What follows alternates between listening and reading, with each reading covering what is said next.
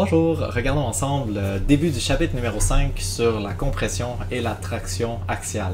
Ça veut dire qu'on va considérer des poutres qui sont soumises soit à une compression ou soit à une traction. C'est ce qu'on regarde vraiment dans le chapitre numéro 5. On va regarder comment les différents matériaux se comportent lorsque soumis à ce type de sollicitation.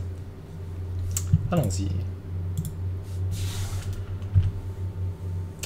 Donc, lorsqu'une pièce est soumise à une force de traction de compression, la pièce va réagir en s'étirant ou en se comprimant. Donc, à chaque fois que je viens écraser un matériau, le matériau va se comprimer. Ça se peut qu'il se comprime d'une distance très courte. Si le matériau est très dur et que je pèse dessus, ça se peut qu'à l'œil, je ne sois pas capable de voir que le matériau rétrécit, mais quand même, peut-être que il va se rétrécir de moins d'1 millimètre, mais il va toujours y avoir au moins une petite compression. L'élasticité d'un matériau, c'est sa capacité à revenir à sa grandeur et à sa forme initiale lorsque la charge est enlevée. Fait que tout matériau va par exemple se comprimer ou s'étirer si j'applique des forces, mais si je relâche la force, est-ce que le matériau va être capable de revenir à sa taille originale? Les matériaux qui sont bons pour faire ça, on va dire que c'est des matériaux élastiques. Les matériaux que si je les déforme puis que je le lâche, la déformation persiste, ce sera des matériaux qui seront pas très élastiques. Les deux concepts les plus importants quand on va vouloir parler de déformation vont être les concepts de contrainte et de déformation. On va parler de déformation unitaire pour être capable de mettre les différents matériaux sur un espèce de pied d'égalité, les différents types de poutres tous sur un même pied d'égalité. Donc la contrainte, on utilise la lettre grecque sigma, c'est toujours une force qui est répartie sur une surface. Donc le concept même de contrainte, c'est une force répartie sur une surface. Cette force-là peut venir appliquer une compression ou peut venir appliquer une traction. Dans les deux cas, on va être capable de parler de contrainte. La formule pour calculer la contrainte, la définition même de la contrainte, c'est une force divisée par une surface. Donc, on va avoir un certain nombre de newtons qui vont être appliqués sur un certain nombre de mètres carrés ou de millimètres carrés de surface. Pour les unités, nos forces sont en newtons, nos surfaces dans les unités internationales sont en mètres carrés, ce qui donne des pascals. Des newtons par mètre carré, c'est des pascals. Si nos surfaces sont mesurées en millimètres carrés, comme c'est souvent le cas dans les spécifications pour les poutres, des newtons par millimètre carré, ça donne des mégapascals. Des mégas, ça veut dire des 10 à la 6, des millions de pascals.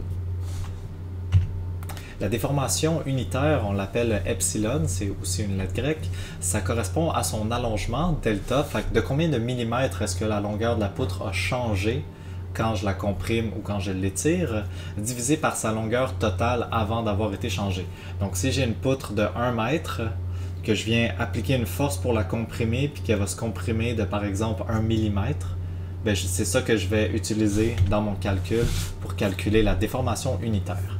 Ça veut dire que dans ma déformation unitaire, je dois diviser la déformation de combien est-ce que la longueur a changé. Dans l'exemple que je viens de donner, ma poutre se serait, mettons, comprimée de 1 mm, divisé par la longueur totale de la poutre. Si j'avais une poutre de 1 mètre, 1 mètre, ça correspond à 1000 mm. Donc j'aurais 1 mm en haut divisé par 1000 mm en bas. Pour les unités de la déformation, en fait, la déformation n'a pas d'unité. C'est juste un chiffre. L'important quand on va venir calculer des déformations, c'est toujours d'avoir les mêmes unités au numérateur puis au dénominateur. Ça veut dire que si j'avais voulu faire mon calcul avec l'exemple que je vous ai donné, j'aurais pu dans mon exemple dire que pour calculer ma déformation epsilon, j'aurais pu dire que ma poutre a été comprimée de 1 mm, donc sa longueur a changé de 1 mm et sa longueur totale était de 1000 mm. L'important, c'est vraiment juste d'avoir les mêmes unités en haut qu'en bas pour que les unités se simplifient, tout simplement. Puis ça donne comme réponse 0.001 sans unité. J'aurais pu aussi calculer ça en mettant tout en mètres, en disant, OK, 1 mm, c'est 0.001 mètre. La longueur initiale de la poutre, c'était 1 mètre. Puis quand je fais le calcul, ça donne 0.001. Pas d'unité. Les unités en haut et en bas vont encore se simplifier. Fait que l'important, c'est vraiment juste d'avoir la même unité au numérateur puis au dénominateur quand je fais ce calcul-là. Oh.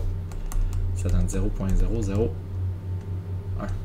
Fait que la réponse que ça donne est la même, peu importe si j'ai fait mon calcul millimètre divisé par millimètre ou mètre divisé par mètre. Tant que les unités sont les mêmes en haut et en bas, ça donne la bonne réponse. Ensuite, le module d'élasticité, c'est une caractéristique des matériaux. Donc, le module d'élasticité d'un matériau, ça nous dit à quel point je dois fournir une grande force pour être capable de produire une déformation. La lettre qu'on va utiliser pour quantifier ça, c'est le E majuscule, puis les unités vont être encore des pascals, ou des mégapascals, ou des gigapascals, mais l'unité fondamentale, c'est des pascals. La formule pour le calculer, c'est la contrainte sigma divisée par la déformation unitaire epsilon. C'est les deux concepts qu'on vient de définir dans la diapo précédente. Le module d'élasticité ou module de Young, c'est une caractéristique des matériaux. Ce qui est intéressant, c'est que ces valeurs-là, les modules d'élasticité, peuvent souvent être pris dans des tables.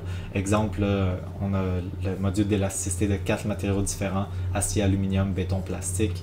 L'acier a un module d'élasticité très grand. Ça veut dire que si j'ai une barre d'acier puis que j'essaie de la comprimer ou de l'étirer, ça va être difficile de faire changer sa longueur. Tandis que le plastique a un module d'élasticité plus petit, fait que pour la même dimension de poutre, ça serait plus facile de la comprimer ou de l'étirer, ça serait plus facile de faire changer sa longueur. C'est ça le concept de module d'élasticité. Je vous laisse essayer l'exemple numéro 1, puis ensuite je vous fais une autre vidéo avec la solution. Donc on a un fil avec une longueur initiale de 17,5 mètres, on l'étire jusqu'à une longueur de 17,508 mètres. C'est pas 17 000, c'est 17,508. On dit que le fil est circulaire, c'est comme un cylindre dans le fond, que le rayon du cylindre du fil, c'est 2 mm. On donne aussi le matériau, fait que le fil est fait en acier. Je rappelle, on l'a vu à la diapo précédente, que le module d'élasticité de l'acier, c'est 210 gigapascal. Le G majuscule veut toujours dire giga, c'est 10 à la 9 dans le système international. Donc je vous laisse essayer cet exemple, je vous fais une vidéo avec la solution.